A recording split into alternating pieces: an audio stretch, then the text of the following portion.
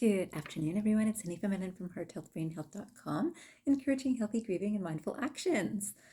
Today, my thought process and contemplative time has been all about enthusiasm. So I enthusiastically chopped my hair, not myself, but finally did it. And it's been so nice. It feels so light. And enthusiasm is very much on my mind today and has been for a few days. And I thought I'd share a few thoughts with you because it's certainly a beautiful energy for all of us to feel. So here is the first quotation that I came across, which I thought this so matches how I feel. So it says, I still get wildly enthusiastic about little things. I play with leaves, I skip down the street, and run against the wind. And I love this quotation because I might not run against the wind, although today seems like it's a fantastic day to do so. I can tell you when I was out, it wasn't so easy to even walk against the wind, but I do love it. Not the wind, but I love those little things, that the playing with the leaves, the just noticing little things that get me enthusiastic. I have a just an excitement about so many little things. And I have to say that it seems to be part of me. It's definitely part of my signature, I believe, that I am enthusiastic. And I think a lot of people would look at me and say, well, that's not so exciting, because I could talk about something very small and be very enthusiastic about it. But small is all a matter of how our minds think about things, right? So I was contemplating this morning about what shapes and what shifts people's enthusiasm. And oftentimes it's when we're really enthusiastic about something and it's not shared, right? So really enthusiastic about this idea and you tell your best friend and they get enthusiastic and it just feeds the enthusiasm, right? But let's say most often it's with the people that we hang around the most, right? And we're not so enthusiastic because we've kind of talked about lots of things. And, every time it goes into this direction, it goes this way. And if it goes this direction, it goes this way. And you might lose an enthusiasm about sharing the enthusiastic nature behind something that excites you or gets you revved up, right? And so when you share it and you get that, oh, yeah, that's interesting. And it could be after the fifth time you said it, so you can kind of understand the response. But sometimes it's a person's personality too, right? That's how they respond to things. They don't get overly excited about things. They're not enthusiastic about it. It's like, wow, that's a great idea. Yes, I think you'd be great. I think this would be fantastic for you. I think you should get these pair of shoes, whatever it is, right? It's just something to be enthusiastic about. And I love that. So yesterday I was at an Apple store and I noticed that my nail polish actually matched their t-shirts. And I found that very fun. I was enthusiastic about this clear sign that I'm supposed to be there. And so, again, small things, but really big when we're enthusiastic about them because really it's just that's our day, right? And if we choose to be in that energy, boy, it lifts our own energy too. And it certainly lifts energies of people around us.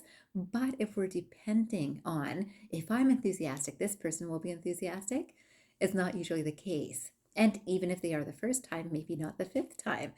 So I came across another quotation. This is by Carl Sagan. And this seemed to describe what my reflective time was telling me. So this says, I am often amazed at how much more capability and enthusiasm for science there is among elementary school's youngsters than among college students.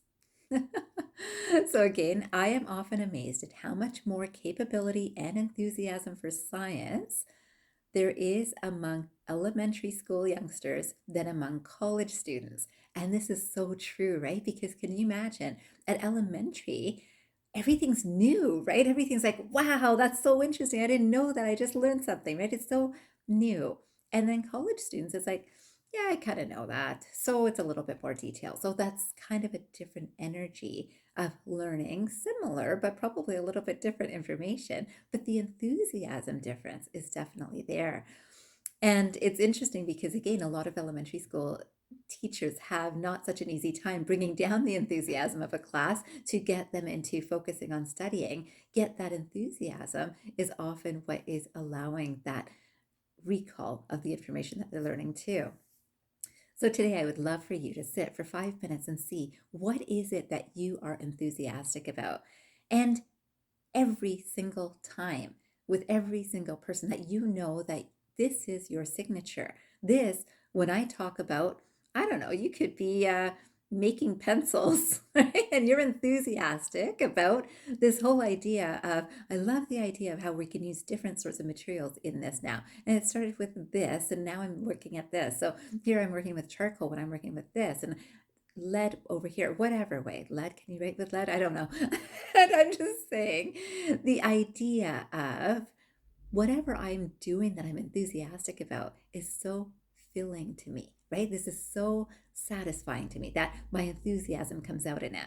So for me, of course, you know that, oh, thinking about grief and helping people work through that, or thinking about retraining the mind and helping people work through that, or thinking about emotions and helping people work through that gets me very enthusiastic. So today, again, 5 minutes after this video, just think about one thing that gets you very enthusiastic.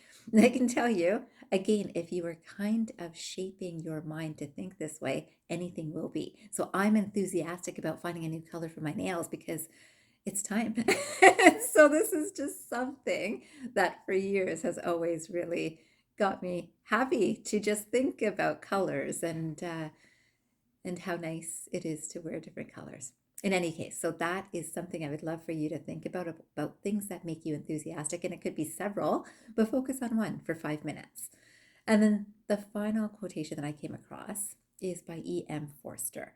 And this comes back to that whole idea of sometimes someone that you're close to is not overly enthusiastic about things. And you try to draw that out in them because you're enthusiastic and you're trying to show them how they can be, right? So often teachers might do this with some kids. And of course, parents might do this with their children. And then friends might do this with their friends, and relationships might do this in their relationships. And over time, you start recognizing that, yeah, there's only so much that you can encourage a person to get there. If a person does not want to get there, they will fight you every step of the way, or they might feign enthusiasm for 1 minute and go right back to a different space. And that's okay, but it's that recognition for our own learning, right? So where you put your energy for your enthusiasm matters, but if it's really part of your signature, it's going to stay. So this quotation says, spoon feeding in the long run teaches us nothing but the shape of the spoon. Spoon feeding in the long run teaches us nothing but the shape of the spoon. Now, if we think about enthusiasm, if you're imprinting someone with some enthusiasm, that shape might actually materialize and develop into an enthusiasm too. So I want to make sure that we remember that even though it might just be kind of an awareness of the shape of enthusiasm, the sound or the feel of enthusiasm, it is a seed that we plant, but recognizing that it is only when another person is deciding to take this on as something useful for their own lives that it actually manifests in their life. So I hope that gives you something to think about today. I hope you have a fantastic day ahead, and I hope you remember, transform your mind and transform your life. Have a great day, everyone.